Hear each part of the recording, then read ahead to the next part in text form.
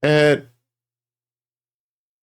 welcome to Kyoudai Ai, the mostly weekly podcast, hopefully now and forever, where two brothers geek out about everything Super Sentai and Kamen Rider, or at least the seasons we've watched so far. I'm your host, Superjollymac, and I'm joined by my brother and co-host, DonTheVan. So let's dive into all the Toku chaos we love. Grab your drivers, your changers, jump into your mirror dimensions, and let's hit it.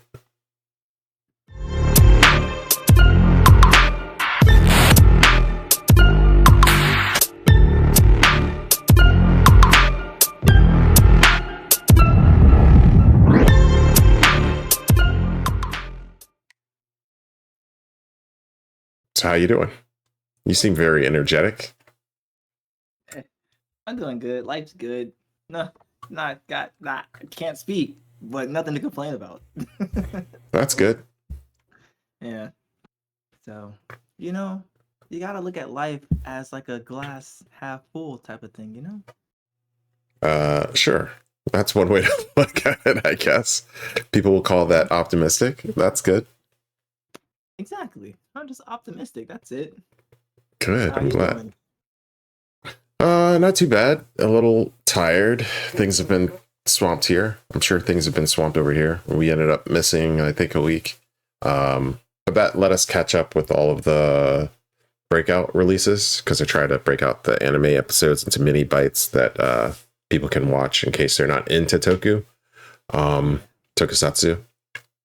I wonder if I should break out the Kamen Rider and Sentai parts too. I haven't yet, but I have them kind of already done, just sitting on the drive. Maybe one day. You could just make a playlist for it and then just keep it going for the next season or this season. Yeah, or I could just release them. It would be like a 10-hour playlist probably of just us talking about Toku for whatever season it is. Because that's for most of it. Maybe I will. We'll see. That'd be cool. Yeah. But let's go ahead and get into everything. What you been playing? Anything good? Have I played anything different? No. Just actually I haven't played that much in the last week or two. Not even the Arc Raiders game I've been playing. I've been like reading a lot. So yeah. Man of class, I guess. Something like that. I read a couple of books. I guess you can call the books I read class. They're like thriller books, but they're more like popcorn. I don't know, popcorn reads, if you want to call it that. Okay. Yeah, just some quick stuff before I decide to get all up into my fantasy bag or get back into it. So yeah. Oh, okay. Yeah. I also haven't really had time to play anything this past week. I think I jumped into 14 for like maybe half an hour to just catch up on like my house and stuff, and to try to get a house, which I failed, of course. And then tried to go in and just check my timers for the week, but I haven't been able to play too much. You know what I should do? I should go ahead and get my membership back. I feel like I've said this a lot of times, but I should get my subscription back and play the game with you. I mean, no pressure. We already have a lot on the plate. So, I mean, but if you want to play 14, I'm on every once in a while. So, I don't even know if you can join my world anymore, though. Might be full. I mean, I'm sure I'm still in it, though. My character was in it. Unless that's true. That's true. Yeah. I forgot about that. World, right? It's not a legacy world. I have a character on a legacy world. It's just a crowded world. I see. They don't kick people out of it, do they? I don't know. I'm not sure. Well, can find out. Yeah, we might find out. I'll think about it. Maybe.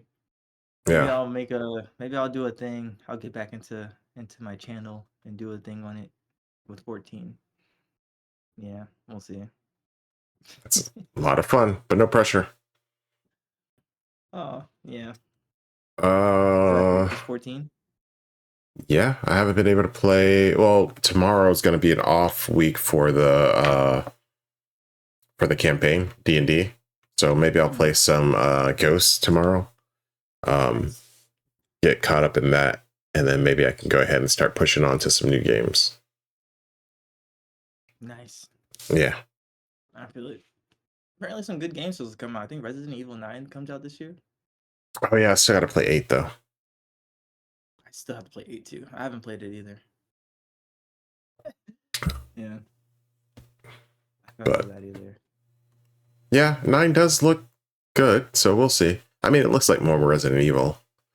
Resident Evils are going back into their whole Resident Evil thing, which I like the ones like the co-op actiony kind of ones too, because they were fun to play with someone else.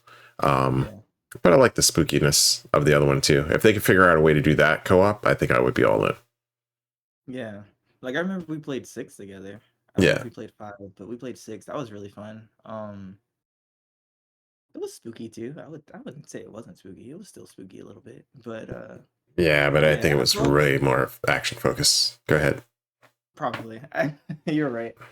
I think with 9 they're trying to mix together like the feeling of like 2 and also like 7 and 8, I think. I think they're trying to like combine it like that. Or maybe like 2 and 4 with 7 and 8, like get those feels together. Yeah. Maybe. That's it wouldn't be bad. I feel like that'd probably be cool. If they can figure it out, they'd probably have like some that'd disrupt the industry on their hands. I don't know about that, but yeah. Heck yeah. I don't know about any other games that are coming out though. I haven't been keeping track. I should though. Yeah, I haven't either. I think the Resident Evil, we record this on Thursdays, so the Resident Evil wait, is Tokyo? No, this is winter. But there should have been a Resident Evil like video. I forget what they call them. Like direct or whatever. Yeah. So I know I think they released info on 9. Maybe that's all it was. A lot of 9 news, but I don't know. So we'll see. What about listening? You listen to anything? No. Today I listened to J. Cole's single for his album that's coming out soon. Oh, wait, which album? The Fall Off? Coming out soon, right? Yeah. February 6th, 26th. Is it? Okay. Yeah. I thought that's been about to come out for like years now. Yeah. Yeah. It has been about to come out for years. But apparently the date's February 6th, 26th. I found that out today. So I heard the single he put out. It's called Disc 2, Track 2 or something like that. It was it. I liked it. I liked it a lot. Okay. You would definitely like it. I like J. Cole. Yeah. You're gonna love check it out. You're gonna like it. Okay. You're gonna like it. I know for a fact. I know how it goes when I say you're gonna like something, and then you listen and watch it, and then you come back and you're like, and I'm just like, oh. But this time it's gonna be a definite. You like it. 1 second. Keep talking. Yeah. For sure.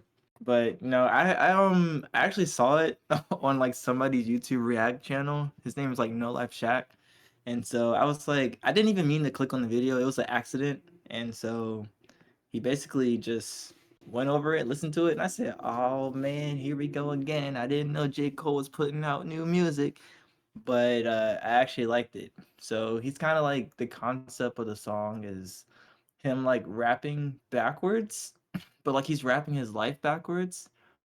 And it's like it's just really cool, like the concept that he did and how he did it, and it's apparently really hard to do. So I really enjoyed it, and the beat was magnificent in my opinion. So yeah, it was really good music. Like he caught me in the first. I was like, ooh, my ears were singing, baby. My ears were singing. So he rapped backwards. Backwards. Yeah. Well, he didn't like rhyme backwards, but like for the theme of it, he was like rapping his life backwards, so he was kind of rapping like in reverse instead of like rapping like normally people in their timelines they rap forward. He's like rapping his timeline backwards. It's like a story Oh, you're concept. talking about a song. Well, Nas did that. You talking about? Yeah. He did Okay. something like that. All right.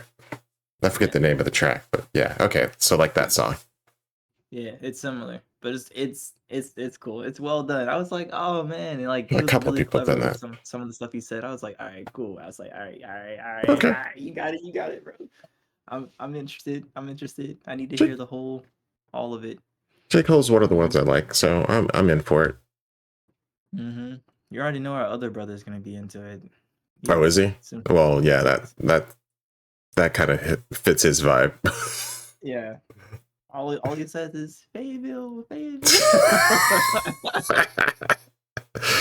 Yeah. So yeah. Did he even live in Fayetteville? Fayetteville? Yeah, I guess he did. Yeah, okay. I'll give it to him. Yeah, yeah, he lived there. I was like, I lived there longer than he did, but okay. I probably did. He lived there for quite a while. Yeah, but I lived there for quite a while. That's true. That's true. That's true. I personally didn't live there. Yeah, but you guys were there. I say that the Fayetteville is. I say I have dormant Fayetteville blood inside of me. You know, it's asleep. But it's okay. I have dormant Dun blood in me, and if you've been down there, you know what that means. So watch out. Yeah. Let's see. In a good way. Yeah. I have been on a K-pop kick because somebody got me kind of hooked last week, so you're welcome. Went back down that rabbit hole. You're welcome. So I do stand. I don't remember what I said about what was it, ASAP from what is it, New Jeans. Mm-hmm. Not my favorite. It's like 70-60% of a song. Mm-hmm. Not of a song. It's just like 60 or 70% there. I feel like they could have gone a little bit longer. And I listened to a couple of their other tracks. I think I liked a couple of the other ones a little bit better. But the ones I really liked were there was Magnetic and Not Cute Anymore by Illit. I don't know if I'm saying the names right, but ALLIT. Not Cute Anymore has been on like a couple of my feeds too. Like I see it, people using them on what are the reels? What are they on YouTube? Shorts?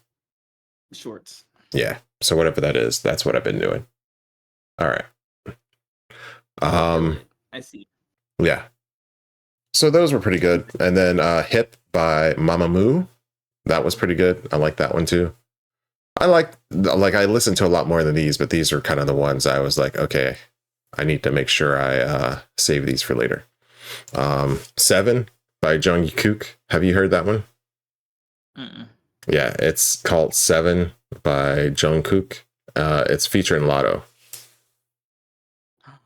The rapper? Yeah, the rapper. I think some rappers are trying to get back into the whole cross with the Asia pop and stuff, and I'm here for it.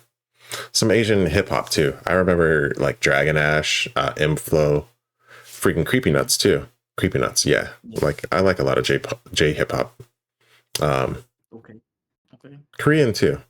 Korean's got some good ones. What else? 7. Oh, Touch by Cat's Eye. They're American, right? Cat's Eye. But they got the whole K-pop flow, and I like that one. I like a couple of their songs, but that was one that came back. I listened to it a long time ago. Yeah, they look American. They're from Los Angeles, California. Yeah, but they're kind of like, well, no, the Spice Girls were all British. They're kind of like a mixture of everybody, though. Why is my screen moving?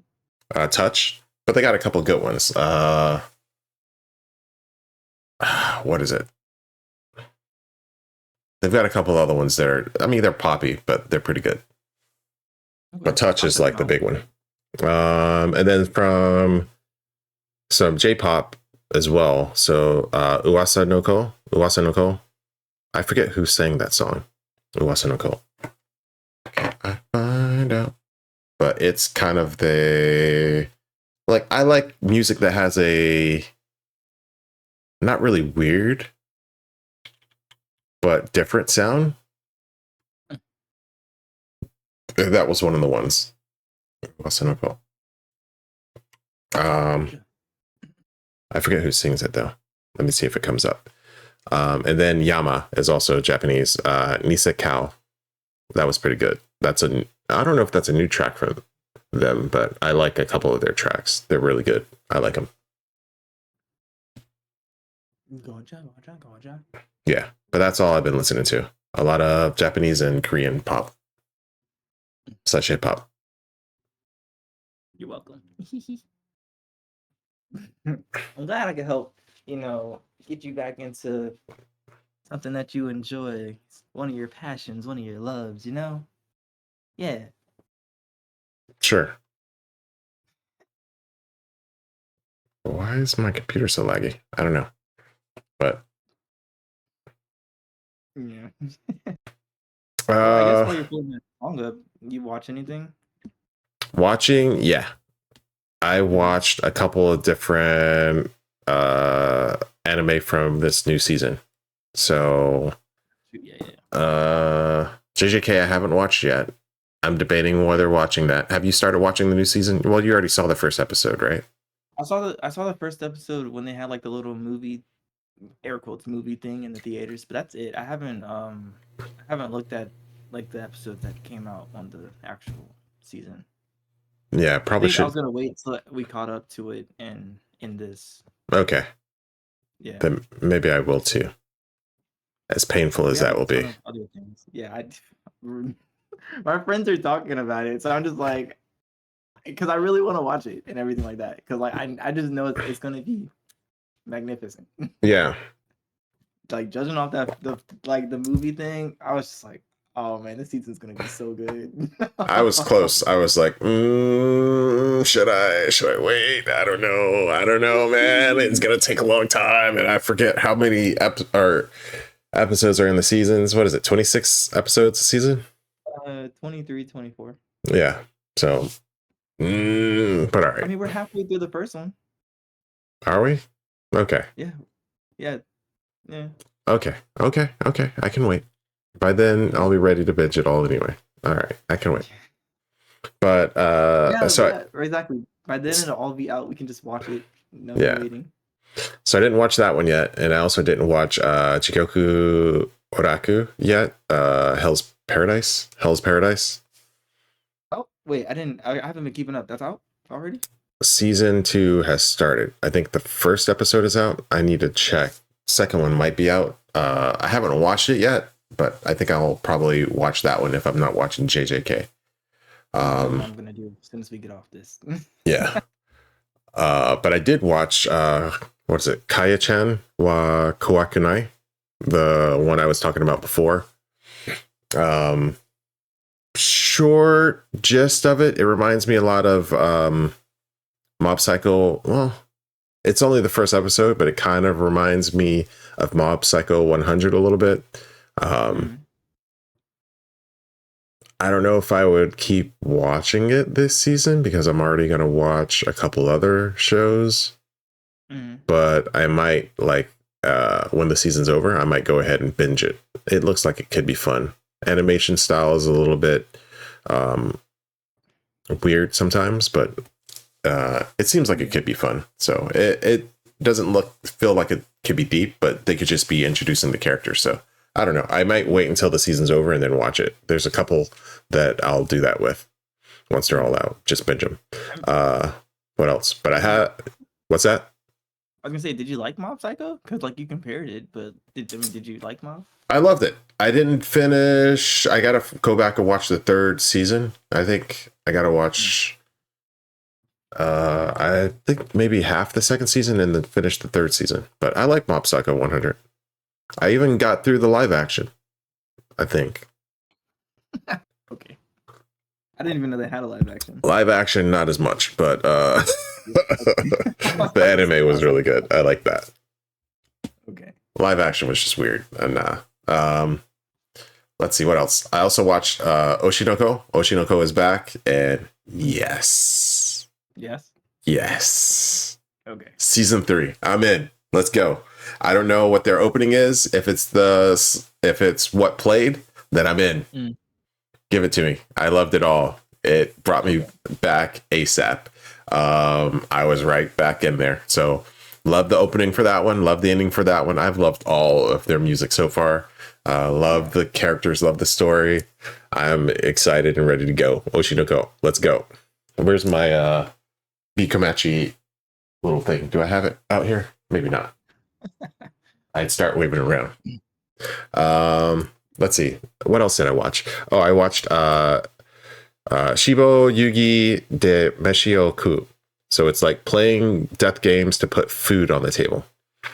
Nice, as one should. It's the most light novel, right? Yeah, it's the most light novelish title that I've ever seen. It's slow. The first episode was like an hour, or it's 45 minutes ish. It was decent. I watched the second episode. The second episode came out like yesterday or the day before. I watched that. It's back down to like a normal 20, 22, 23 minutes. It feels like kind of what it is. So I'll probably watch it. It's kind of just, I don't know if I want to give too much away, but she's playing death games to get, we don't know why. It's a little confusing. There's some mystery going on, so it could be annoying, but we'll see. It might be like an 8-part. So the first episode, you kind of got the whole storyline of, I guess, one chapter or whatever. So next time, maybe it's split into 2 or 3. We'll see. So I liked it so far enough to watch it. Okay. And what was this one called? I have the Shibo Yugi de Meshioku. So it's like playing death games to put food on the table. Shibo Yugi. Shibo Yugi. Shibo Yugi. Shibo.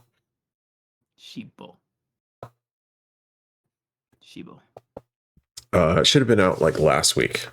But it's pretty good. It's one of those anime that reminds me of is it No Game No Life, or some of the other mystery ones where you have characters that are really smart and you're trying to kind of keep up with them as they go along and beat something. Actually, yeah, I guess the art style kind of reminds me of No Game No Life too. So, but it's not as pink, I guess, but it's still good. I miss No Game No Life. Too much fan service, but I wish they had finished that one. But that's what I've been watching. What about you? Uwase no Ko is Murasaki Ima.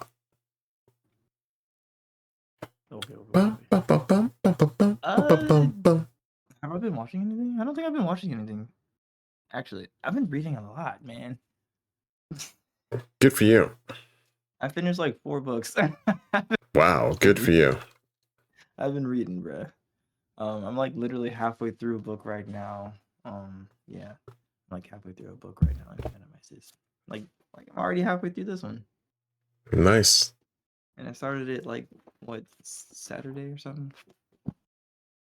So the only reason I'm not done is because I've been working. Yeah. And going to the gym. But yeah, that's it. I'm gonna try to check out the ones that the anime you just mentioned. I'm gonna try to check them out tonight or over the weekend. So you said Shibo Yugi, and you said you checked out what now? What else? What was the other one? Shibo Yugi, Oshinoko, but that's season 3, so I don't think you would want to start there. The first episode of Oshinoko is like a movie. So it's it's seriously a movie. And it's just episode 1. But it's so good. Okay. I might check out the other seasons. Yeah. So I would say schedule some time for a movie watch episode 1, see how you like that. Yeah.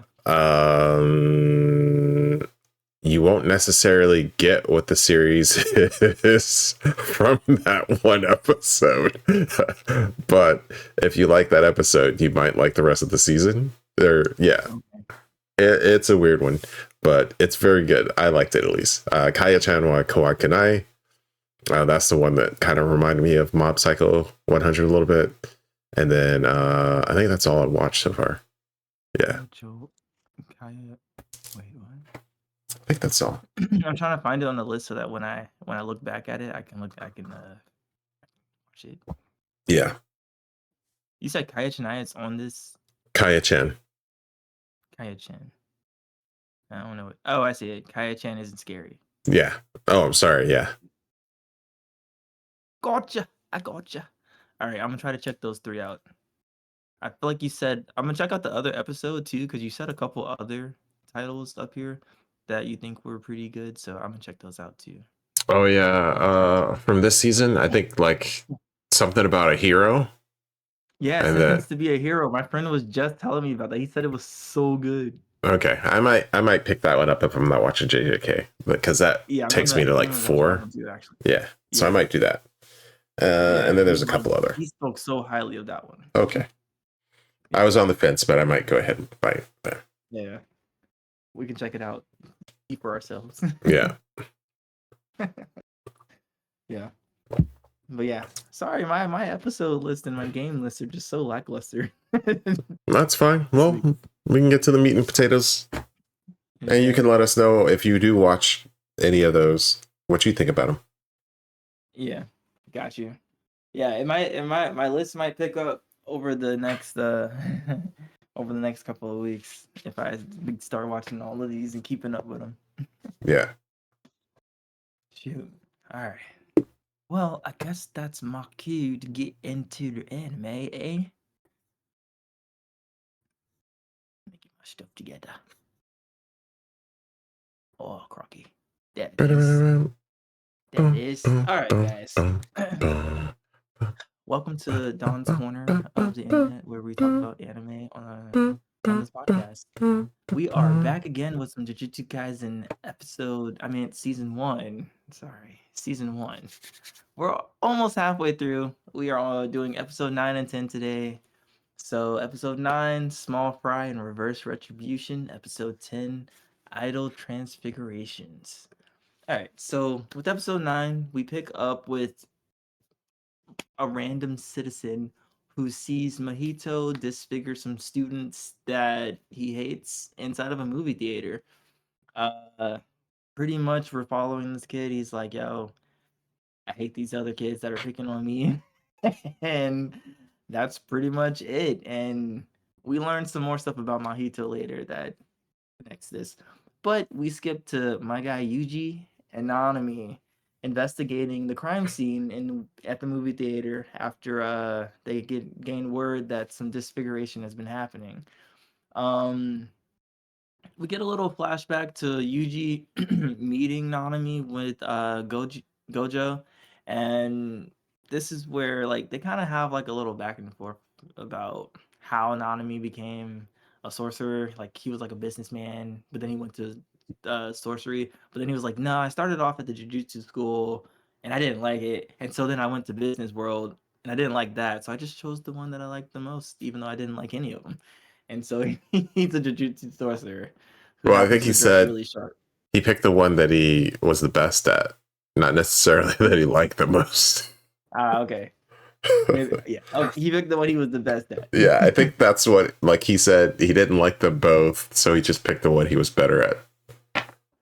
He did say that, yeah. Yeah. he did.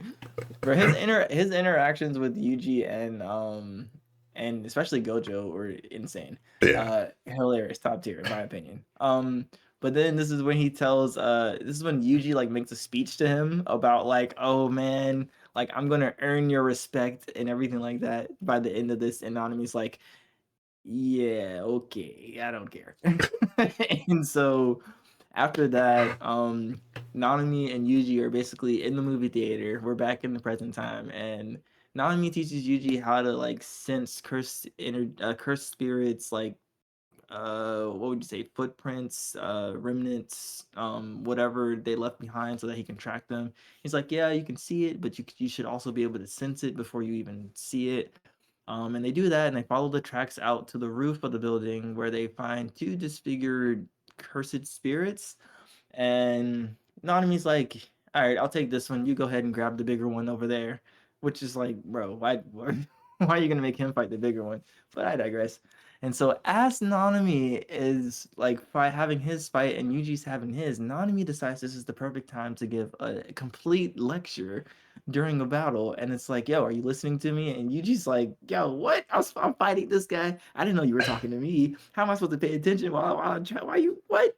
There's too much going on. And Nanami's like, he just literally continues as if Yuji didn't even say anything. And he's just talking, explaining the differences between honestly, he's explaining his ability, and he's like, oh, and then Yuji's like, yo, isn't it like bad to let people know what your cursed techniques are? And then Nanami is like, nah, in some cases it actually helps, and it makes your cursed technique more efficient or something like that. And so like they go through that battle, and Nanami takes out his cursed spirit. Yuji takes out his. We get a little flashback of Gojo kind of telling Yuji how how the way he uses cursed energy kind of works, how like his buildup or his flow of cursed energy is kind of unstable. So when he punches somebody with his cursed energy, he has like initial power, and then like literally like a couple seconds later or a split second later, he has like a burst of cursed energy that kind of like flows through, and it's like a second punch. And so it's like a stronger second punch. And so we get to see a demonstration of that. He punches the cursed spirit, and then a second, like, and then kind of like, he's like, and like kind of like bulges his chest and back a little bit. But then once that second blow comes through, it's like a hollow point bullet just kind of going through the dude, and just kind of opens him up. Pause. So, so we get that going down.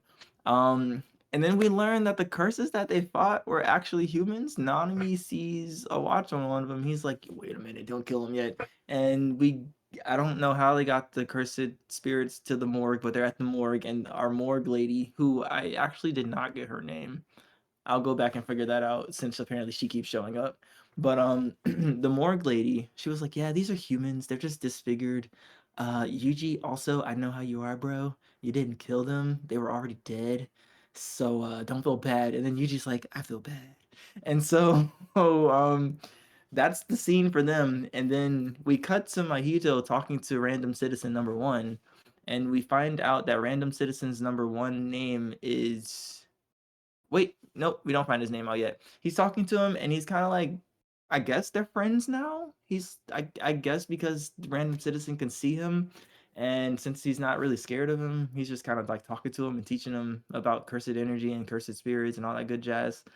So he pretty much teaches random citizen how special grade curses or cursed spirits are born, and like why there's so few of them, and like there's special ones who are made from like people's fear of like the earth and like nature and woods and trees and earthquakes and tsunamis and all that good stuff, like the ocean and fire and volcanoes. And then random citizen number one is like, well, Mahito, like you're a cursed spirit and you're pretty good. Like, what are you born of? And Mahito's like, I'm born from the hatred and fear that people have of other people.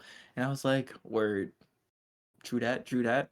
And so Yuji, and we cut to Yuji, Nanami, and Mr. Assistant, who we learned name is Ijichi. Ijichi. Excuse me if I'm like slurring my words. I have a speech impediment. I probably should have said that in the first episode of this podcast, but we're gonna go ahead and move on straight through that. But Yuji and the assistant Ijichi are tasked with tailing the one survivor who is random citizen number one, whose name we learn is Junpei Yoshino. And pretty much that's it.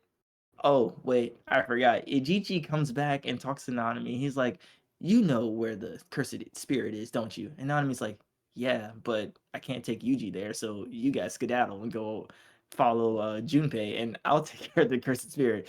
And then that's where we leave off on the episode. So what did you think about this one? I liked it. I liked the switching back and forth between Yuji and Junpei. I think it flowed really nicely. They do a good job about putting the lore and giving us a lot of knowledge about the world, kind of in like while they're fighting or just normal conversation. And I think it flows really nicely. Like it doesn't feel like they're like or like if you remember the old Naruto where they like cut off to like some screen and it's like this is how this works. Yeah. And certain anime does it that way, but this one it feels like they're just doing it while they're going around, because we have two characters basically that are new to the world and they're asking a bunch of questions and getting a lot of info. So I liked how they did it. Nanami is really cool. He's like, I like that. Yeah, he's one of the best. I like him so far. He's hilarious. Him and Gojo with anybody is going to be like a rough time, but like I like the whole how they play off of each other. Yeah. I also like how he's like when Yuji's like, okay, I'm gonna give it my all. I don't know what they say in English, but it's like he's gonna go really hard and try to do his best.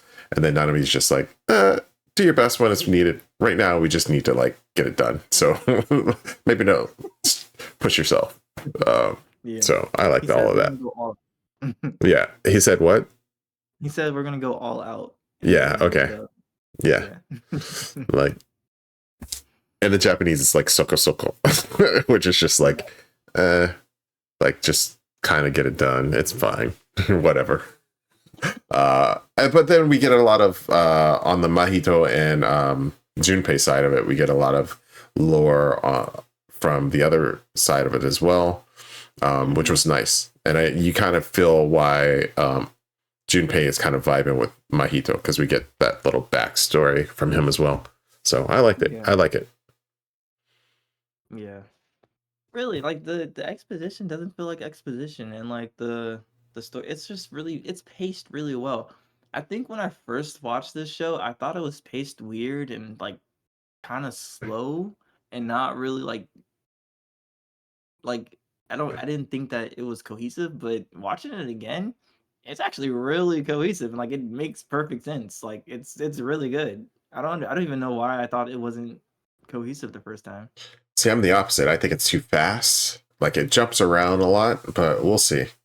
No future spoilers, but I don't know. I thought that the pace was too fast. So we'll see. Right. I don't have a problem with it right now. So maybe it was just me. Yeah.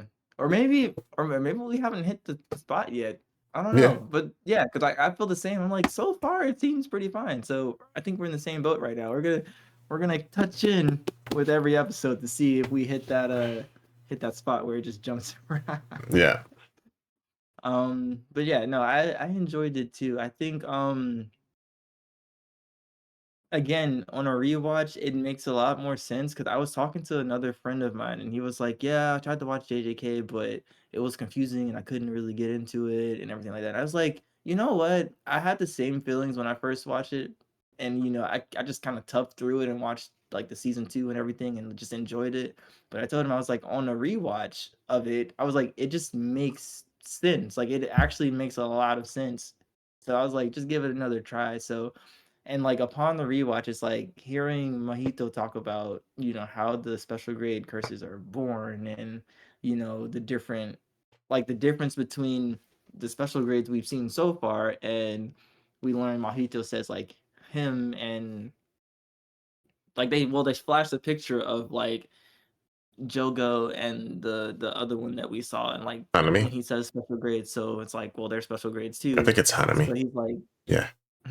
I think Hanami is the other one that we've seen. Hanami. Yeah. I don't know if did they say, yeah, they definitely said her name. Yeah. But with Jogo and Hanami, and then also like with the special grade that Sakuna fought when they fought earlier, it's like he kind of was like saying like they just kind of call anything they can explain a special grade, whereas there's others who are like 10 times kind of stronger than that, and Yeah. we're not the same, but they look at us the same. But he like made a really like the distinction because like they're older fears and whatnot, so they kind of been around longer, and a lot more people are like scared of like I guess whatever their core is. So it's like it's cool to see that, and it's cool to understand it fully, and like it adds like a lot of it just makes some things in the future make a lot more sense. But I don't know, it pulls you in, and then to hear Nanami explain, I still don't quite understand the techniques, like how saying it out loud helps. But I don't know. I feel like it's just the anime thing, so that they can just talk about it I when mean, they do yeah, it. that's probably one of the things. It's like, hey, if we do this, it makes the attack stronger, which is like the most anime, like the most shonen thing ever. It's like Yeah, we're gonna come up with a reason why we have to do this thing that's like the thing that everybody does, which I don't know, it kind of works. So yeah. yeah, It's funny when Nanami says yeah, it is. it. I like it, but I At liked it. least they So it was tried. all cool. Yeah, you're right. At least they tried. E for Yeah. effort for real. So I agree with you on that. I'm enjoying this so much. The intro still bumps, in my opinion. It's forever my favorite. Actually, Fire Force also had a good one. But anyways, but anything else for episode 9? Nope. I think that's it for episode. Wait, what? That was episode 9. It's not 10? Mm-mm. Okay. That was episode 9. Well, I'm It off. was Small Fry and Reverse Retribution. Okay. And then the one we're going to is episode 10, Idol Transfiguration. I don't know. That's Naruto hand signals. Forgive me. All right, episode 10, Idol Transfigurations. So we start this one with I'm gonna assume it's a flashback. It's Junpei kind of confronting bullies who are picking on him and his movie club members, saying like, "Yo, you guys can't be in this room," or like, "We told you to get out, rawr, get out." And Junpei's like, "Nah, bruh, you're stepping on my book. I need you to step off that." And then he gets kicked in the face, I think, or punched in the face. He gets hit in the face, and like his club members are like, "Yeah, we're gonna skedaddle because we don't want the smoke." And Junpei's like, "Nah, bump that, bro. Hold my book." And then he proceeds to get jumped. So we cut from that to him talking to Mahito, and Mahito's kind of I guess Mahito shows him one of like the people he disfigured or transfigured, and he was like, "Yeah, this is my attempt to see how big I can make a human transform." And then he was like, "What you're holding is my attempt to see how small I can make a human transform." And pretty much, I guess this guy likes to run experiments on how he can transform and disfigure people. So I said Mahito seems pretty nihilistic and everything like that. He's seeing the world like just not, I want to say defeatist, but nihilistic's a good way to put it. It's negative. It's negative. And with that, we kind of skip to, or no, Mahito asked Junpei if like I guess dead bodies like bother him. He's like, "Nah, not really per se. Like if it was my mom, sure, but like random people, nah, I don't really care that much." And then Mahito gives like Junpei his blessing to like take people out if he wants to, or some like people he hates. And Junpei's like, "I'll think about it." And so with that, we cut to um Yuji and, oh man, what's his name? I just said it. Yuji and Junpei? Ijichi. Oh, Yeah, his name's each. gonna be Yeah. hard for me to say. Ijichi. In the car as they're pulling up on Junpei because they're tasked with trailing him, and then they're going over their plan. They're like, "Yo, we got this little small cursed spirit, not even a grade 4 strength, so you know what I'm saying, he chilling. Just let him go." And they run over the plan. And with that, Yuji's like, I think part one of the, or like the last part of the plan is like, well, if he takes out the cursed spirit, then we're gonna have to like go back and get like a grade 2 sorcerer or something like that. And Yuji's like, "Nah, bruh. Apparently my power levels over 9,000. No, I'm joking. My power level is around a grade 2 sorcerer, so I can take him out. And then that's when we learned that no, the power scaling is a little bit different like that, but a grade 2 sorcerer pretty much has the strength to that's close to a grade 1 cursed spirit, which means they're kind of staggered a bit. So that's cool to know. Which means a grade 1 sorcerer could theoretically go up against a special grade cursed spirit. Wink, wink, nudge, nudge. Because Nanami ends up confronting and fighting Mahito. So in the next scene, so that's pretty cool. And I was a little worried for Nanami because I didn't know what power level he was, and he says it as he fights Mahito. He's like, "Yeah, bro, I'm grade 1. Get at me." And Mahito's a special grade, and I was like, "Yo, Nanami, this isn't looking good for you, bro." But then I was like, "Oh, well, if they're staggered like that, you might stand a good chance." So they fight and everything like that. Junpei has a conversation with a teacher that leads him to hate his teacher and pretty much is about to take up Mahito on his offer to sponsor him in his killing spree. And this is when Yuji interrupts Junpei before he takes out his teacher by catching a little small spirit. And this is where he figures out that Junpei can see cursed spirits because he's like, yo, this dude totally sees this flying cherub. And so with that, Yuji's like, "Hey, you hate your teacher," and he like kind of pants him, steals the teacher's pants, and like runs around the corner. But obviously, Yuji is like a super athlete, so he runs around the block really fast and comes back, and he's like, "Yo, you ran around that fast?" Yuji's like, "Yeah," and then he's like, "Yep, let's talk." Yuji's insanely personable for some reason. Like he like came off like so cool and everything. He was like, "Yeah, man, you hate that guy. Let's talk, man." And so they end up talking and they go off. With that, we go back to Nanami, who is learning a good amount from Mahito. Um, excuse me, I got hiccups about cursed spirits and everything like that. And he's learning that this matchup might not be the best for him, being just by his cursed technique and Mahito's cursed technique. He's like, this might be a bad matchup for me. And then also it's getting close to his time to be off of work. So he's like, bro, you really got a good 30 minutes and then I gotta skedaddle. I'm not gonna lie to you. And so with that, they're going toe to toe, and then Nami manages to get a hit on Mahito. Mahito's wrist break. Mahito then explains that no, I don't disfigure people's bodies. I disfigure their souls, and I just pretty much shape their souls however I really want to. And then he explains that a lot of sorcerers don't know how to protect their souls and everything because they don't really understand it or believe it or like see it. So, but some do. But he was like, that's pretty much the only defense anybody has against me and disfiguring is if you're able to like block, me touching you and touching your soul and stuff like that. And then he's also proceeds to say he can transform his own soul to transform himself. So with that, the time hits 6 o'clock, and my boy Nanami is off the clock, and he's like, "Yeah, oh, it's time to get busy." And then apparently his cursed energy just increases out of nowhere because Mahito was like, "Yeah, bro, this ain't looking good for you. I'm about to take you out." And then he's like, "Nani?" And his cursed energy just explodes, and he's like, "Yeah, this is about to be a real fight." So Nanami said, "I'm trying to go, and I'm in overtime. Like this." Right now, I'm punching in extra time on the clock, so we got to end this now. And that's where the episode ends. What'd you think about episode 10? I liked it. I think I might be an episode off then. But I liked it. I liked the fight between Nanami and Mahito. Mahito. Mahito? Mm-hmm. Yeah. Like the drink.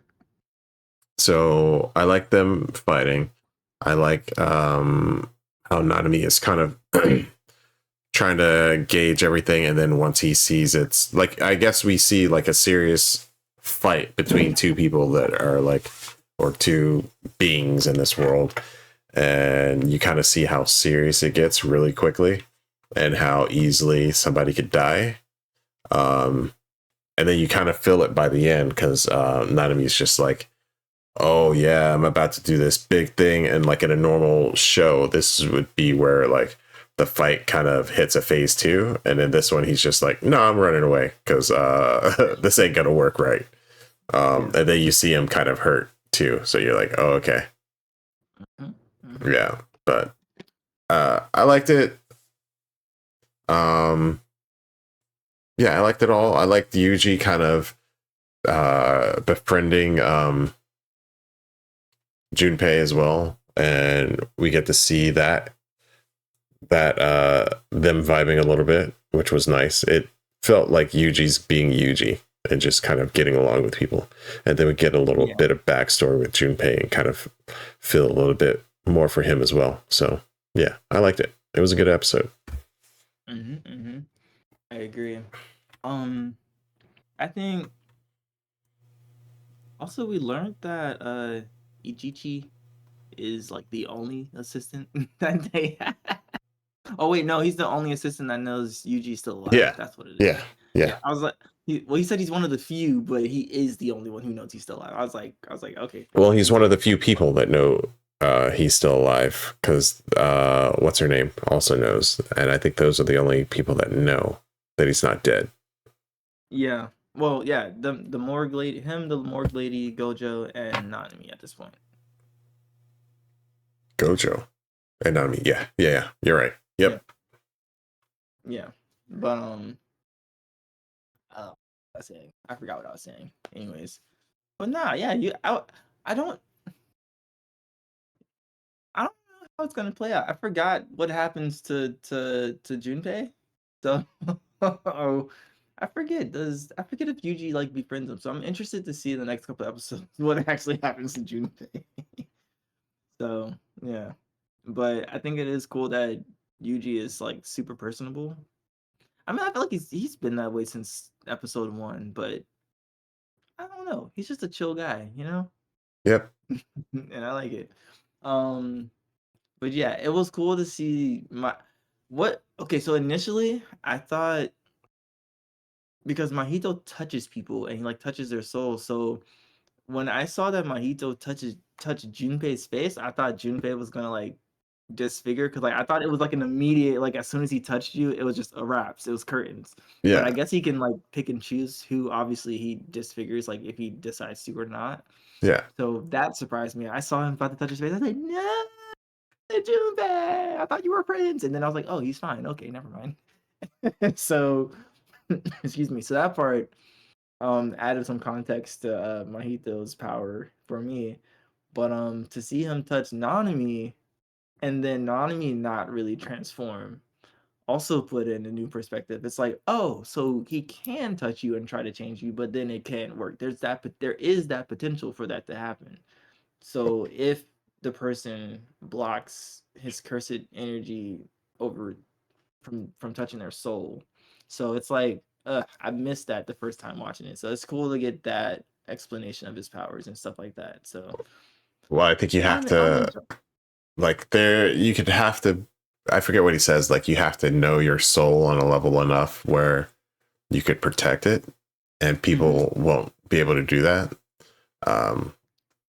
So yeah, that was, I think the first time that happens, you're like, uh-oh. And then like when he's not dead, you're like, oh, okay. Well, and then he's like, yeah, but if I do it another 2 or 3 more times, you're done. And it's like, yeah. And like when we get to it, like this is something that like you gotta remind me of this part, and hopefully I remember. I want to try to put a note, but this is gonna come up later for me, at least. This is gonna come up later for me in a conversation, but it's like that's cool. That's cool to see that. So man, I would love to see Mahito fight some, like I want to see like the cursed spirits fight each other. I want to see how that goes, but whatever. Yeah. That's some fanfic for you. Anyways. But yeah, I mean, that is episode 10 of JJK, and that is our anime section. So I'm gonna pass the mic over to you for the Toku. Which I will take. Let's go ahead and get into the Toku for the week. We'll start off with Ninpuu Sentai Hurricaneger. Still like the opening. We'll start with Scroll 5. The Master and the Bath. Kancho to Ofuro. So Chikanja Marabu is looking into the future and sees two warriors will arrive, or we hear him say that two warriors will arrive. And then we find out that there may be 7 spears of the Jakanja. And then Chuzubo has already started another plan. So we learned that as well. And then we have what are they? Garappas? The little minions running around doing their little rap. And we see them burying something and get seen by the Rangers, who start fighting them. And then the boss, Hanasaka Doshi, who is the poison flower ninja, attacks them, but then suddenly disappears in the middle of the fight. The Rangers are called back to get a special mission from the hamster to go to a hot spring to work. The hamster principal is the Concho that they refer to, which is kind of like the boss. The Rangers they go to the hot spring to work. Yusuke gets fed up and then leaves, and then tries to win against that. He tries to fight the hamster teacher again, but he loses, and then he gets pissed off because he gets reprimanded and told to go back to the onsen. But he goes off sulking and takes his sweet time. In the meantime, we find out Jakanja's plan is to rot the earth and then get it. And Hanasaka Doshi's plants are the key to this, their kind of way of doing it this time. We cut back to the onsen, and Kota and Nanami are going around. They find some Ayashi, suspicious pipes siphoning off the hot spring water, and then they track it to find the mother plant is hiding inside the onsen that they were sent to kind of work at. As soon as they find it, the plant blooms and then starts attacking them, and then all of the other plants around the city also bloom at the same time. And then Yosuke attacks. Is it Yosuke or Yusuke?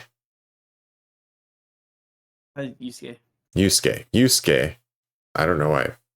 Yeah, Yusuke transforms, but Oboro and the hamster sensei also get attacked because they have one of the blooms at their place to try to study it. But Oboro sends kind of a new mode for the sword to Yusuke. And then he activates that, and he does this new move called the triple blade dance to destroy the mother plant. Hanasaka Doshi tries to counterattack, but gets defeated by the Hurricaneger. We see the strangers pop up again in the background, and then they're like wondering if the Rangers will be defeated today. But when Denu shoots the bazooka to copy the destroy Hanasaka, and it's revived as a giant, the Rangers go in with Seppujin and end up defeating him again, though. So didn't really help. I don't think we get any more Wendenu either, which is kind of sad. But that's the end of the episode. What'd you think? Wendenu is my favorite. I just want that to be known. Yeah, I was missing her little explanation bubble pop up, but yeah. She won a place in my heart. She's going up there with some of my favorites. She hasn't earned a solid place yet, but you know what I'm saying. She got a little asterisk next to her name. She might be placed up in the Hall of Fame for the Super Sentai characters that I like. Yeah, nobody's touching my man Doman right now, though. Just saying. Just saying. I just gotta say it. But I enjoyed it. I like, first off, Yusuke, dude. My man gets his butt handed to him. Not once, but twice once by the plant ninja, and then the second time by the hamster sensei, bro. And like, he's just like, bro, you can't even beat a hamster. What makes you think you could beat the ninjas outside? I was like, oh snap, that's a bird, bro. He was like, now go clean the pools, like I said. I was like, yo. I was like, all right. Little hamster got sass to him. All right, cool. And then Yusuke's like, man, I'm cleaning these pools. I could beat a hamster. All he has to do is just not see me coming. And bro decides to leave and goes back to try to beat the hamster. And ends up getting whooped again on a technicality because the hamster fell on a spoon, bro. Sensei What? fell on the spoon. He was like, "You got to be quicker than that, bro. You can't sneak up on me and get one up on me." And I said, "Yusuke, oh no!" But he was in his fields and went to the carnival, so. Yusuke, he's going through it. That's all I'm gonna say. But I enjoyed this episode. You get some character development. I don't know if Yusuke is learning his role as a leader or the proper way, or if even I don't even know if this team counts him as being a leader. But normally the Red Rangers are leaders. Um, but I don't know. It was cool. I enjoyed this one. I enjoyed this episode. That's all I'm gonna say. I did. I like Uh, seeing the other two Rangers or mysterious figures show up. oh, okay. They look like Rangers. Yeah. I mean, they look like Rangers, so you can see them enough. Yeah. I think it was a good episode. It feels like a lot of these episodes are kind of, well, I guess they're not too packed, but it feels like a lot's going on. But it's fine. What's that? Not in necessarily in a bad way. It's just packed with a lot of stuff that's going on. But yeah, I don't really get him as being the leader either. He doesn't really feel like a leader. He feels kind of goofy, and I think that's why the hamster sensei kind of says that, or the hamster, Kancho, says that at the beginning. But yeah, they're growing, I guess. They feel like young kids, and I think that's kind of what they say in the first episode. So it's fine. They're not to the point where it's too annoying. But Yusuke really needs to get it together. You know what I'm saying? Absolutely. Yeah. Oh, I will say, I went back and I listened to the theme song. I remember last week we talked about the intro music to all of the Kamen Rider and the Super Sentai. Yeah, no, this one was bumping. I heard you vibing. I know you did. I knew you would. Yeah. And I know you did. Of course. I liked it. I still got to rank them, so I'll wait till we get the Kamen Rider before I rank them, but I got you.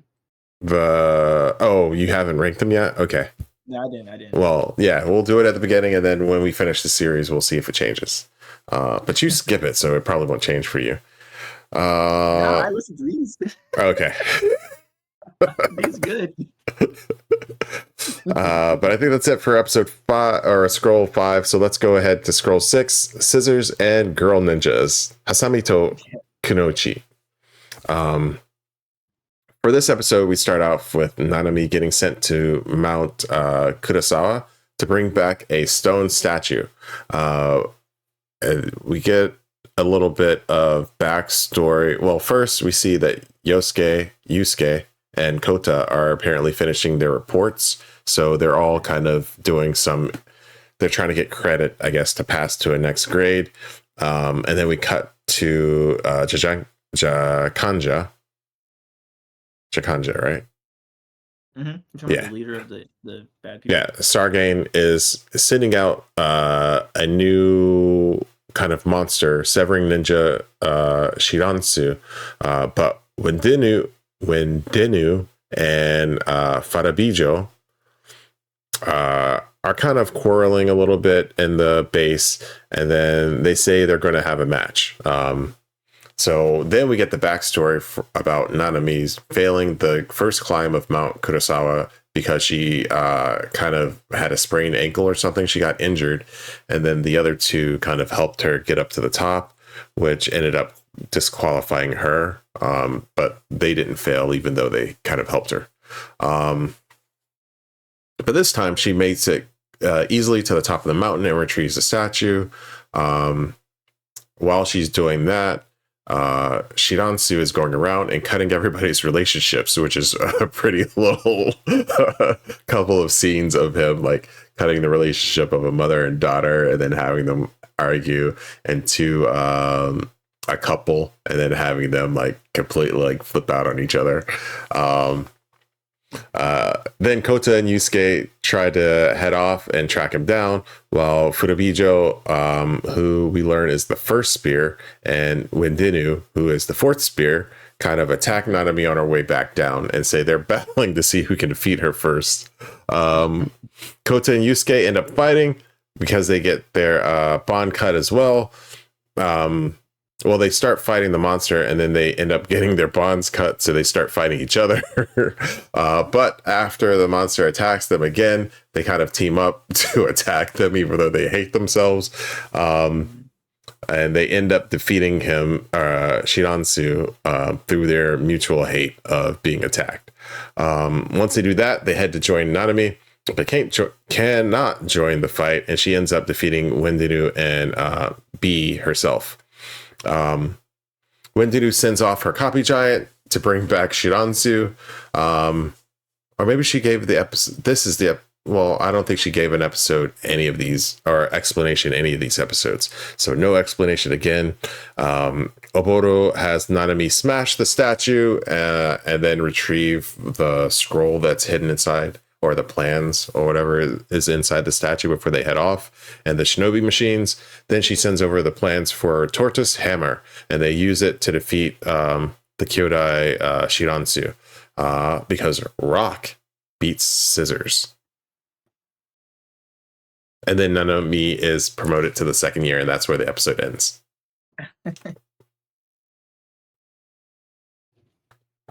The rock beat scissors things kind of got me. Well, this whole episode, it's silly, but like it's not too bad. So what do you think? Let's start with what you thought. I like it. Like all the silly stuff in this series, I like it. Yeah. It works. For whatever reason, it works. It worked. Like this is how you do it. It's cheesy and corny, but it works. I feel like it works because along with the silly stuff, like they actually do have like a story plot going on. Like it's not just silly for silly's sake, or just like smashed together random things happening. Like there's a reason they went to the pool in the first episode. Like there's a reason. So there's a reason for the odd job, because the sensei had suspicions that the plant monster would be there, and it's like, oh, it makes sense by the end of the episode type of thing. And so them quarreling, and then like Nanami getting sent to like finish off her exam. Okay, it makes sense why she's getting sent off to finish her exam. She got to finish it and like graduate. Like duh, like she got disqualified. It makes sense, and they're the only ones left. So it's like, give her a chance, I guess. Yeah. So and then like them two, they're like, oh, well, we're fighting. How do we solve this? Let's go fight a ranger, I guess. And so it's like, I don't know. It's like it makes sense. I don't know. It works. And also the characters are likable. It really helps when the characters are likable, and like the actors do a good job at acting them. Like they're not obnoxious. I don't know why, but the Power Ranger Rangers just kind of they just hit me the wrong way. I did not stand them in the slightest. The only one I could stand a little bit might have been the White Ranger and the Silver Ranger. Like they were decent to me. But outside of that, I was like, yo, can we get Blue Ranger off the screen, please? mainly him and Yellow. Like, please get them off the screen. I don't like them at all. But but I digress. I really like this episode. I think this was more so blue centered, and I really appreciate. Well, not appreciate it, but I liked it. I like how you get to see kind of like the difference, like as she's going through the second time climbing up the mountain. She's like, oh, this is a lot easier. I've grown a lot. And it's just like, oh, that's cool. You can see a little bit of progress, and everything like that. And then you get to see the two spears fighting her. At first, I was like, the first spear, when she like did her attack, I was like, oh, this is cheesy as heck. She was just kind of like, ma, ma, ma, ma, and then shooting stuff like out of her mouth. And so I was like, wait, what is happening? But it was funny, so I let it rock. Yeah. And then my absolute fave, when I'm gonna call her Wendigo, I'm saying it wrong, but Winnie, there we go, Winnie. When she came out, I was like, yeah, do us justice. Beat her butt. But obviously she didn't beat her down, but I was rooting for her. Sue me, whatever. I was rooting for the bad guys. But anyways, it was cool to see them like the fight, and to get a little backstory about the spears and whatnot, and like kind of like power levels in a sense between them, where it's kind of like I guess the first spear could be the strongest, but like maybe they're like ranked because of different things. So it would be nice to like to learn more about that. But it was cool to get like a little starting to that. Um, so yeah, like I enjoyed it a lot. It's silly, but this it makes sense. The story makes sense. They have something that they're looking for. It's not like a oh, we just want to make the world bad to make it bad. Like the what would they call it? Orgs, whatever. Oh yeah, the Like orcs. Yeah. it didn't make any sense. And so, but these guys have like something they're looking for. So they're at least looking for something. So at least until they find that, all of like it makes sense. Like they have a motive and we can go with that. So I like this episode. All in all, decent episode. Mhm. Yeah, can't say too much more about it. It was pretty good. I usually don't like the silly stuff, but still, it's not wearing on me too much so far. Yeah, so we can get on to scroll number 7. Thunder and Ninjas. Ikazuchi to Ninja. The Rangers, we start with the Rangers who are training again, and apparently they all went up to the next grade level. Marabu starts telling everybody that the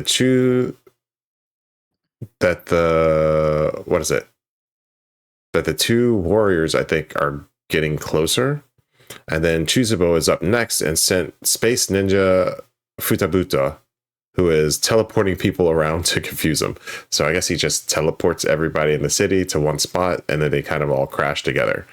The Rangers arrive to fight and then follow Futabuta inside of his jar where they keep getting attacked.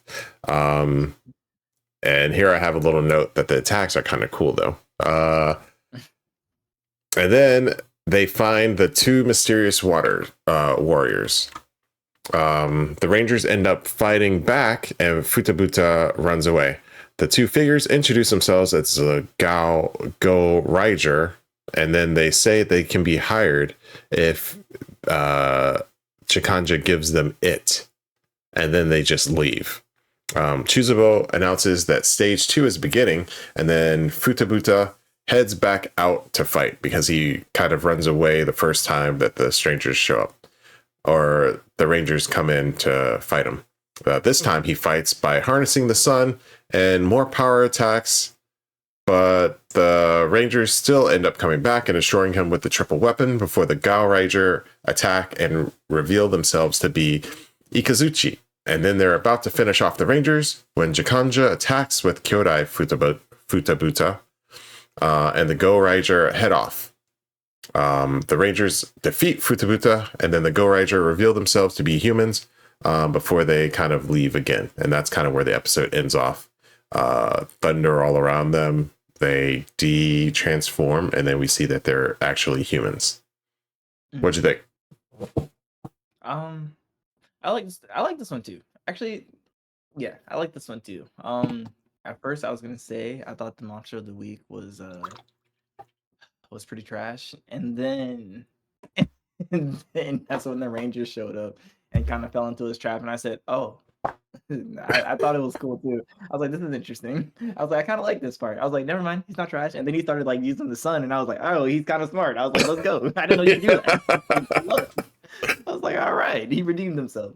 Yeah. I was about to say, teleporting them all to just one corner of the street was kind of, I was like, all right. Yeah. but they saved it. I said, oh, let's do it.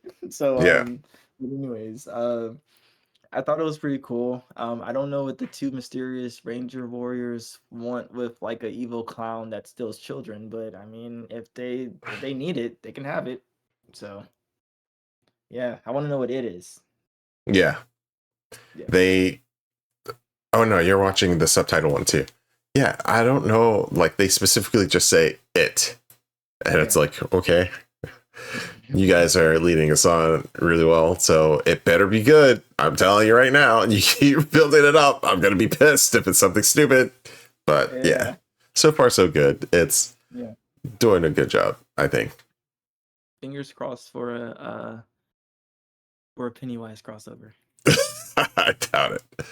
But we can keep it moving to scroll 8. Hayate and Ikazuchi. the Wind and Thunder.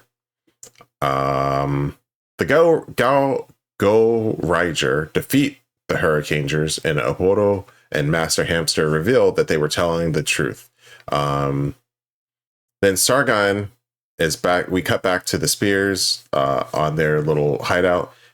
Sargon is up again and sends out one of his best creations, the water leeching ninja Gachiakuta, who sends out bombs into the water to still the water.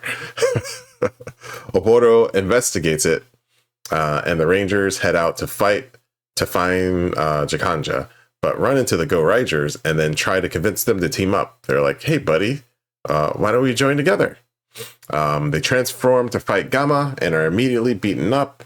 The Go Rider then transform into I think it's Kubato and Kuwaga Riders, and then attack Gamma and end up defeating him with their double gadget. Wendinu launches her copy giant, and the Hurricaneger follow with they follow in their transformed giant robot, and then they end up combining the two karakuri gadgets to make this big toy that's kind of like the Japanese toy that's kind of the yo-yo. I forget what it's called. But it has the ball on the bottom and then the little hammer on the top. And then they defeat the giant Gamma with that. The Rangers try to defend the Go Rider again, but the Go Riders say they will fight and join anybody. All they want is it. And it doesn't matter who gives it to them. That's the side that they will join. And they're doing it in order to become the galaxy's greatest ninja. They only destroyed Gamma because the Earth's water, if the Earth's water was gone, then it wouldn't be born. And then the boss from Jakanja calls them to come join them, and then they jump in this giant ball and then head off. And that's where the episode ends. What'd you think? Liked it. I don't know about the exploding tadpoles, but it was whatever. It's an attack. What do you want? Yeah, they can't hit all of them. They can't have a hit on all of it. So the exploding tadpoles probably was the weakest link for me. I was like, whatever. But outside of that, getting the story beat for the Rikers? Go Rider. Go Riders. Because I think Rai is like lightning. So yeah. To get them is pretty cool. I think we got a little bit of backstory. I think the sensei, because that is their sensei. I think he was like, "Oh, could they be?" I think it was either this episode or last episode. He was like, "Oh, they're from the other school." Well, I think it's this episode they kind of reveal the Kancho and Oboro kind of revealed that the other school lost, so they were relegated to kind of the dark. And then I think their two students got sealed somehow, and then the seal must have broken whenever the school got taken away. So the other school had to take that title, and then their school won, so they got to have the Hurricanegers. Yeah. So a little bit of lore and some stuff thrown in there. Not too bad. Yeah. I like the lore. I think that it adds to it. So I mean, still they're looking for it. I mean, I don't know. I'm getting your flow 2 energy, so I'm looking forward to find out what it is. I really hope it's not a miss. I hope it's not a dud. I really hope they land the plane really well, because I don't think I can take it. Yeah. I think so. And it really feels like these two are supposed to be Rangers. So it's kind of odd because I think they come in at the first episode, right? So this is way early. I don't think we've seen an extra Ranger pop in this early. But I'm interested to see how they're going to do it, how they're going to balance it, because they already seem like they're more powerful than the Rangers. So Yeah. I'm eager to see it. I'm eager to see how that goes too. But overall, I liked it. I like this batch of episodes for the week, so it was pretty Yeah. cool. Same. Heck yeah. But that was the Hurricaneger for the week. Now we can move over to Kamen Rider Ryuki. We start off with episode 5, The Monster's Antique Store. So we start off with Yui and Shinji talking about why the riders kind of need to fight each other. In the meantime, Reiko is investigating the antique store and has an eye patch for some odd reason. And then she kind of sneaks in and is about to be taken by somebody when she smashes a mirror and screams, and then they kind of run away. When Shinji visits her at the hospital because she gets taken to the hospital, he meets Detective Kotake, and Reiko tells him to investigate a person called Kaga Tomoyuki, the owner of the shop. On the way out, he runs into a monster, but then when he fights and when he jumps into the mirror world to fight it, another rider joins in, and they are about to defeat him until Knight jumps in to help him. So he's fighting the monster. The other rider jumps in, helps the monster fight Shinji, and they're about to defeat him until Knight steps in to help. We learned that the rider is called Scissors, and Rin thinks he is Kaga Tomoyuki, and he's hiding out close by. Shinji tries to enter the store and is chased out by the detective, but he leaves his card so that somebody may find it and give him a call. Which does happen later on. He's called by a mysterious voice and then told to meet up the next morning by the voice. When he goes, while he goes, Rin gets attacked by a monster flying out from the mirror world.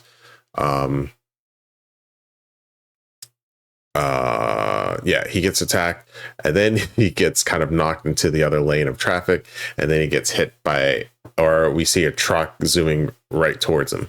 And then once Shinji gets there, there's a large box hanging kind of in a factory, and then it gets dropped on him, and then Scissors attacks Shinji. Well, Shinji transforms into Yuki at the last second. Scissors attacks and they fight. Rin then goes to the antique store and ends up fighting the body of the owner, Kaga. And I think that's where the episode ends off. What'd you think? I'm gonna start off by saying, yo, that intro song is bumping crazy. I said, yeah. I listened to it and I said, yeah, no, I was right. I really like this one from the jump. Yeah. Immediately, I said, I was dancing. I was like, it was great. Anyways, I like this episode. I thought it was cool. For me, I get eye patch lady and Yui Yui? mixed up. I got them mixed up for like a couple episodes. I was like, wait. For one, what is she doing at an antique store? And I was like, two, why does she have an eye patch on all of a sudden? There is a little thing when he visits her at the hospital. He's like, what's with the eye patch? And she's just like, I have big guy. I'm like, okay. Yeah. But no, I got her and the other one, like Yui, who's with Rin. I got them mixed up because the eye patch girl is the one who works at the news. She's a journalist. Yeah. So I didn't figure this out till 2 episodes later. I said, "Oh snap! No, they're different." What? Yes, they're very different. I was like, wait, why do I keep thinking she's her and her is she? I don't know, because they look completely different, man. They do. They really do. I don't know. I don't know. I promise. I'm not trying to say they all look the same. They look completely different, bruh. I digress. It is cool to see another Kamen Rider show up, and I mean, is it cool to see them fight each other? I mean, yes, obviously, but it's giving me real G3 Agito and Gills vibes for to be completely honest. So I'm eager to see what happens with that. When I first saw it, 'cause I watched this episode twice. When I first saw it, I thought that Rin was toast. I think I fell asleep the first time right when the truck was about to hit him. Oh And I was yeah. like, oh man, Rin's out of here. And then I watched it the second time and I was like, oh, Rin's still here. So yeah, it's cool. I'm glad he's not gone. But yeah, when Eye Patch Lady went into the antique store, I was like, I was like, what are you doing? Because mind you, at this point, I thought she was the other girl. I was like, why are you at the antique store? And I was like, why are you just going in there at pitch black in the dark? Like, what are you trying to investigate and what are you trying to figure out? And then she gets like attacked, and I was like, what is going? And I was like, what is happening right now? And then, but it made sense to find out she's a journalist girl. I mean, still, I don't know why you. Well, she's a journalist. They do stupid stuff. Anyways. Only in the shows. Well, in real life sometimes too, but yeah. Yeah. Like Mary Jane just does a lot of stupid stuff Oh, that's true. That's as true. Spider-Man, Yeah. just like they just do stupid stuff. Lois Lane, ugh, oh my gosh, Clark wasn't who he was. Like to be completely honest, she need to be out of here. Anyways, but no, I enjoyed this episode. I digress. What did you think? Uh I liked it. I liked the little bit of action we get. I like the kind of, well, they don't really go into the lore, but you kind of get Yui and Shinji talking about why do the riders have to fight each other, and then you really get the fact that Shinji is just like, yo, I'm just here to fight monsters. I don't know what all of this other stuff is going on. Like, I don't know what you guys are doing. Yeah, And then seeing Scissors kind of team up with his monster to take people out was kind of cool too, in a bad way. But yeah. yeah. I will say out of the four for this week, this one wasn't my favorite out of all of them. Hmm. So I'd probably place this one near the bottom, but I still liked it. Well, we can move on to the mysterious, or episode 6, the mysterious rider, Nazo no Raida. So Scissors and Ryuki continue fighting until Scissors ends up running away. Rin sees the note about Yui and heads off because somebody wrote a note at the antique store. Then we learned that Detective Kotake isn't really a detective, but he convinces Yui to come with him before knocking her out. While he's trying to escape, Rin sees him, and Shinji arrives and kind of sees Rin chasing after Kotake. And then they kind of start fighting. Reiko then calls Kotake Pseudo, I think is his name.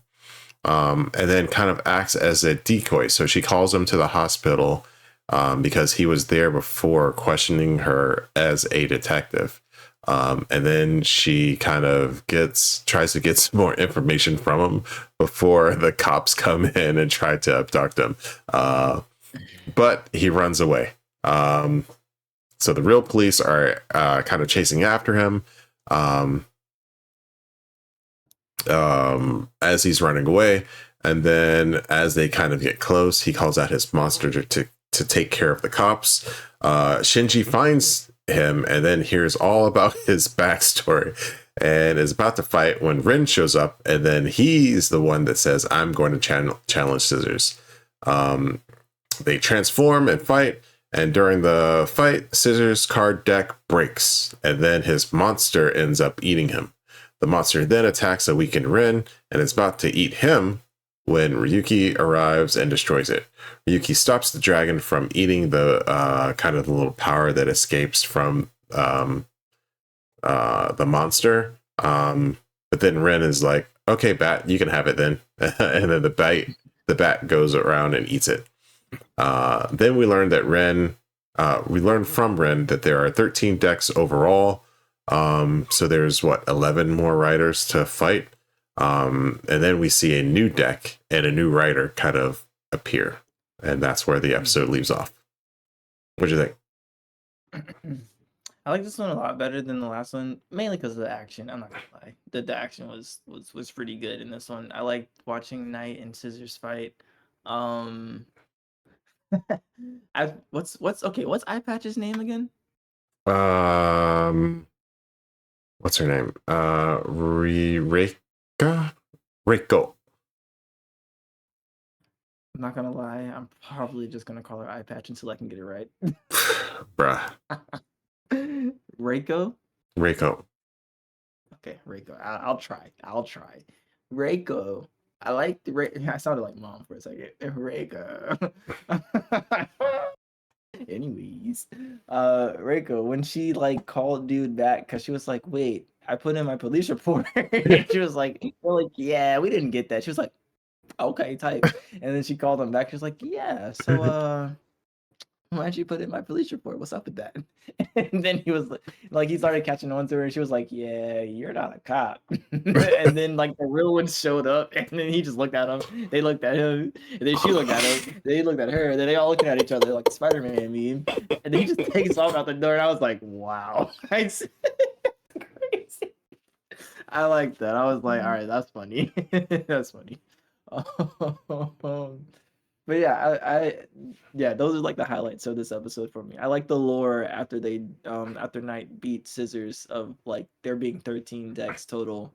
So it's like, okay, so now I'm like, are we gonna see all 13 riders in this series? And then if so, how many of them are gonna make it to the end? And like, are they all gonna be bad and or like some of them not gonna want to fight and stuff? So it's like it makes it a little bit more interesting. I like that. So Yep. yeah. Mm-hmm. Yeah, I liked it too. I like the fighting. You can kind of see Shinji and Ren's kind of attitudes over the whole rider thing and the difference that they have. But yeah, it was pretty good. And seeing Reiko kind of do her little reporter thing the whole episode and almost die was good too. So I'm here for it so far. We can keep moving to episode 7. A new species is born. Shinsu Tanjo. We start with a fight between a new rider and a horse monster, but the horse monster ends up escaping. Then we see a figure who is really bad at whistling walking through the city.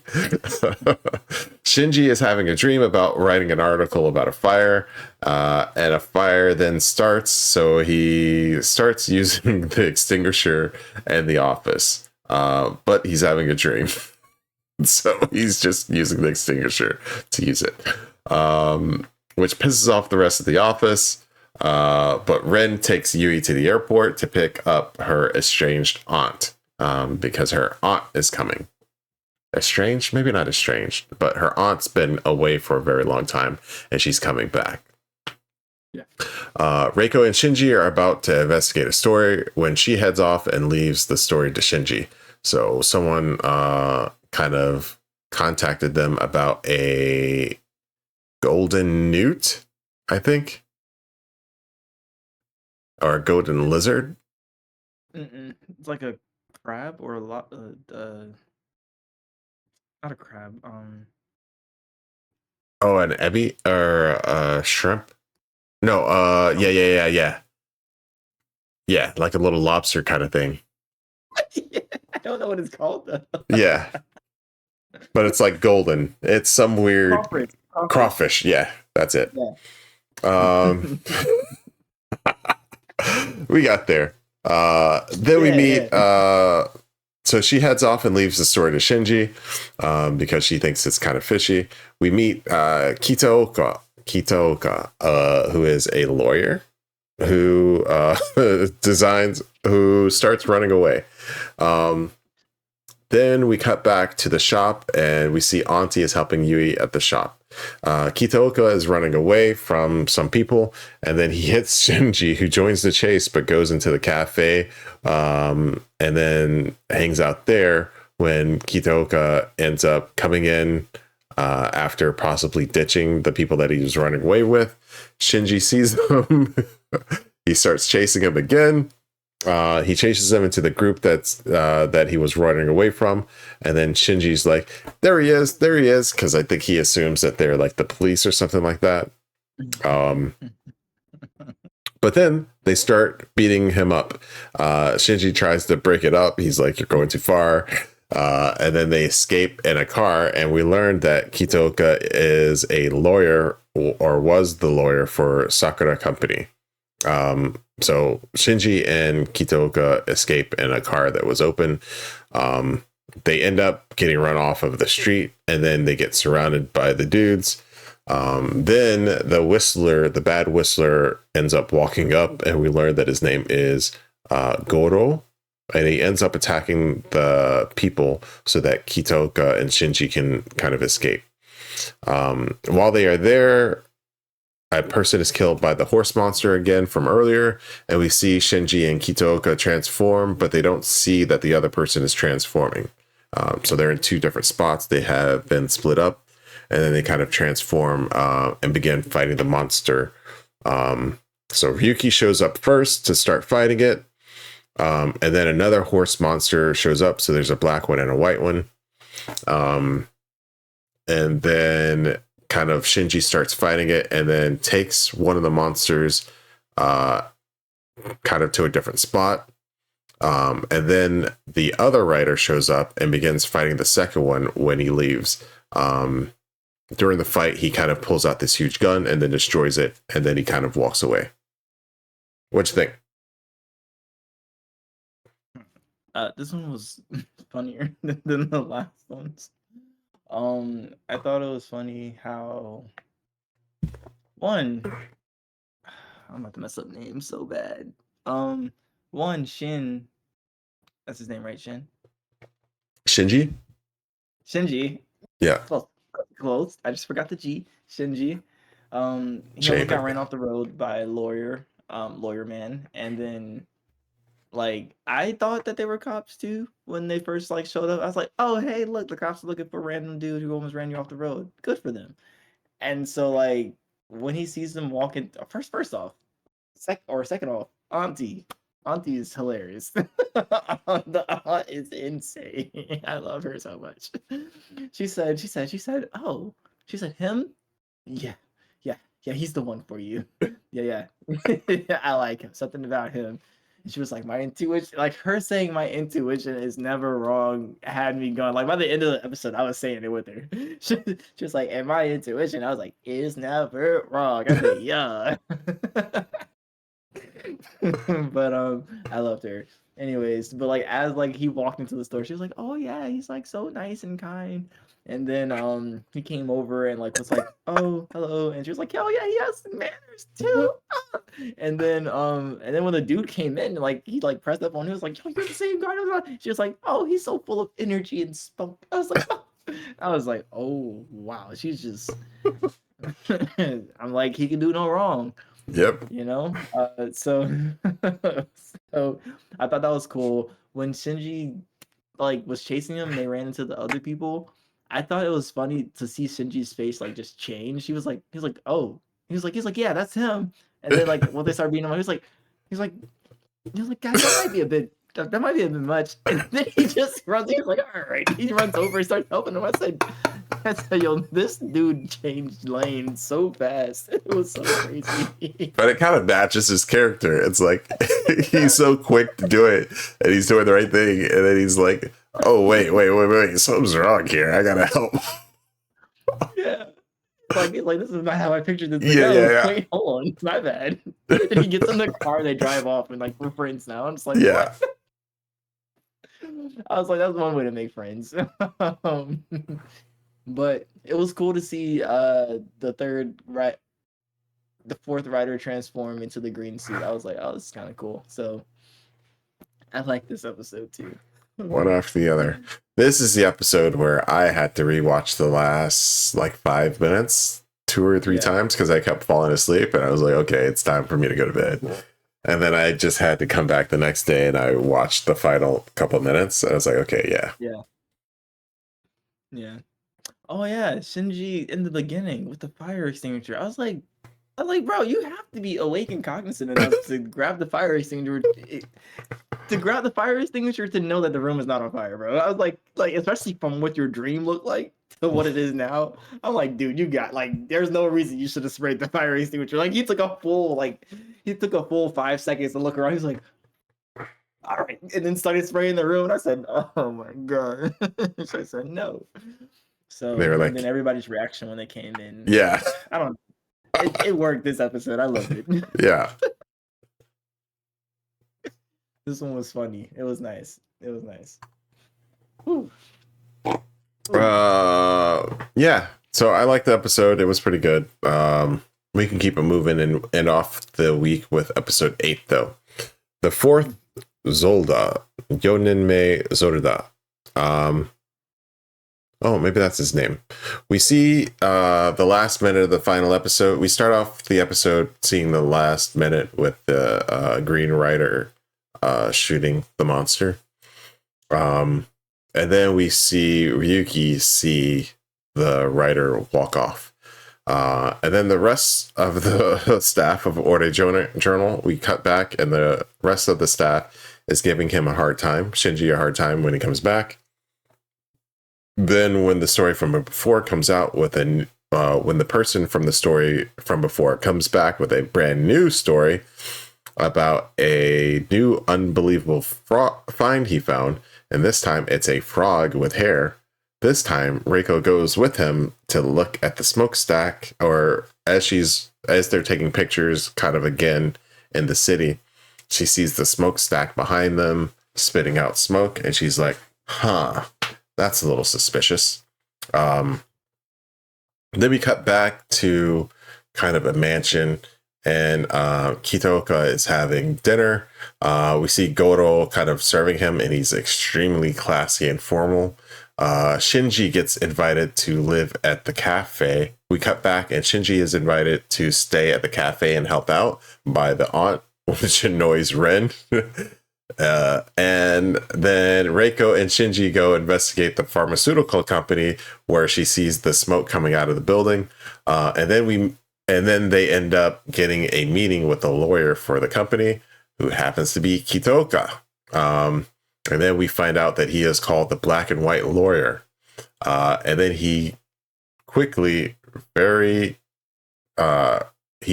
quickly pisses off Reiko and really harasses her pretty badly from the get-go.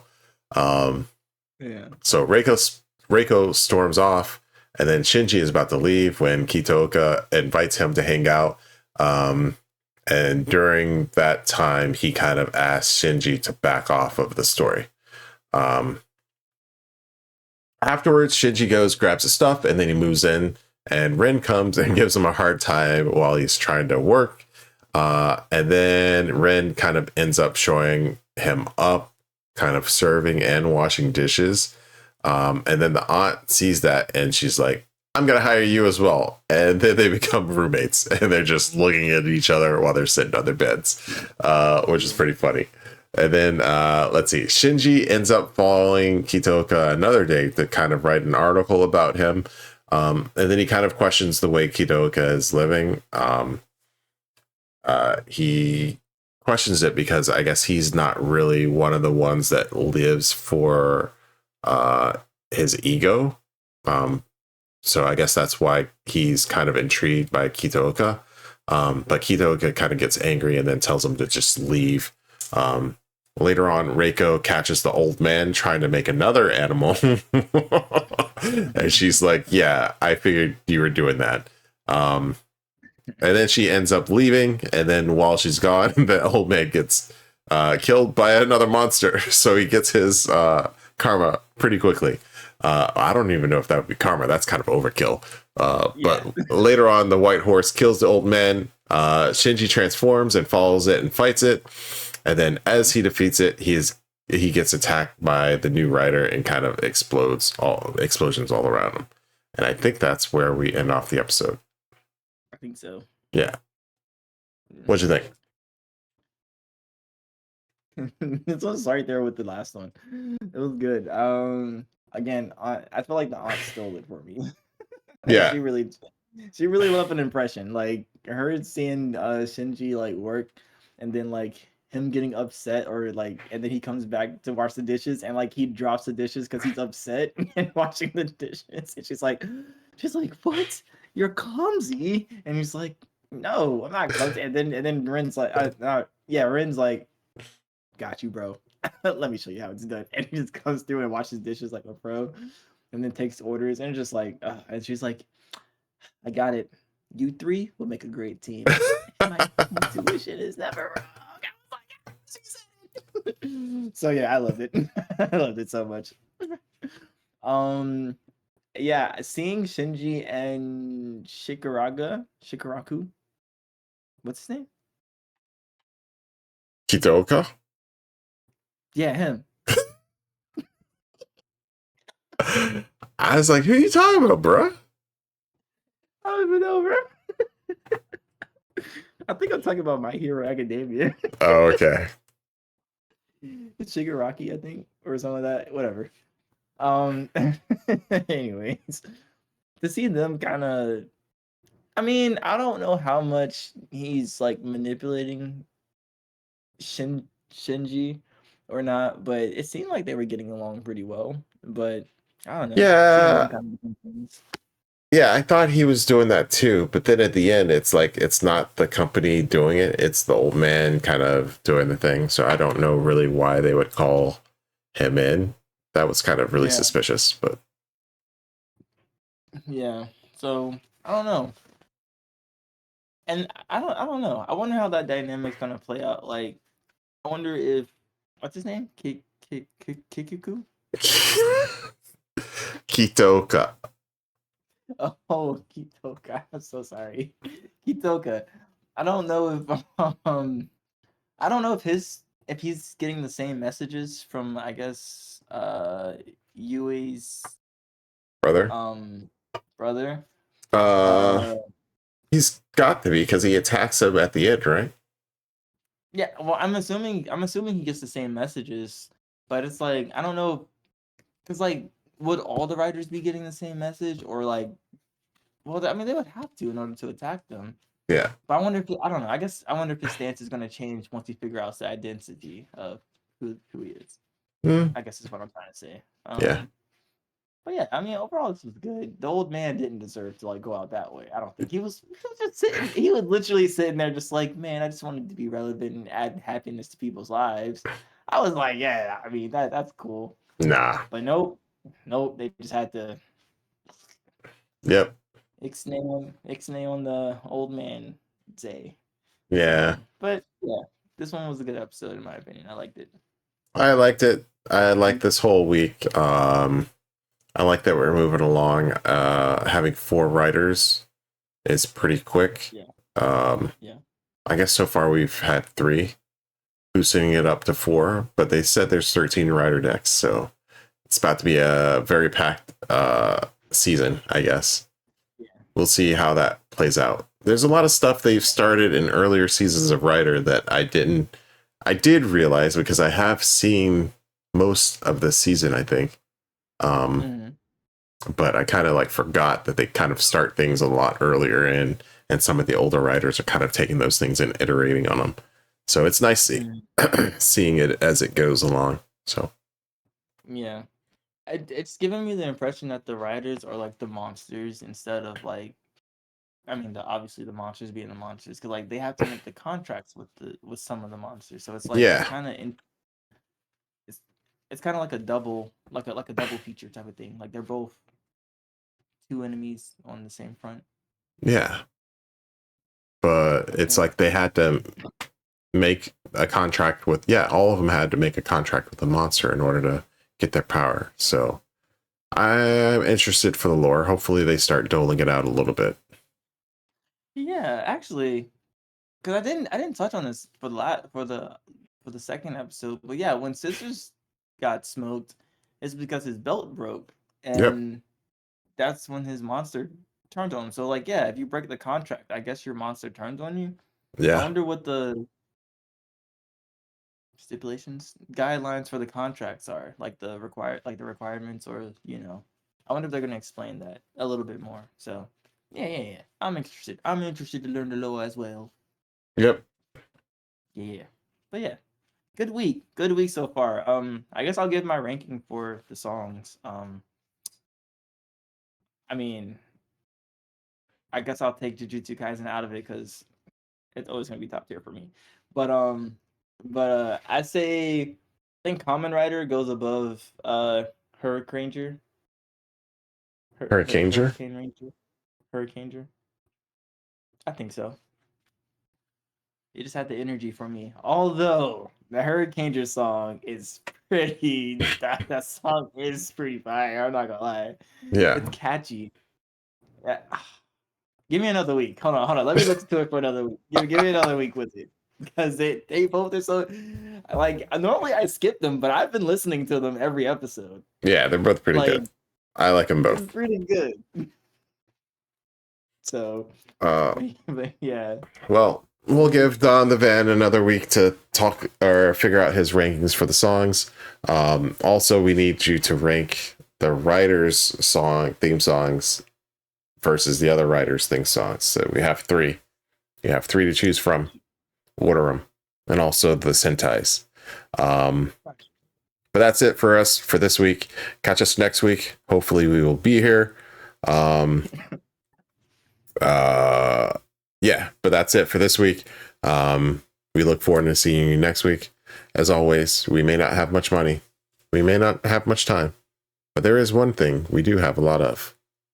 And that is incorrect guesses for a golden freak. What's it called? crawfish. Yeah. Incorrect guesses for a golden crawfish. Yeah. Peace.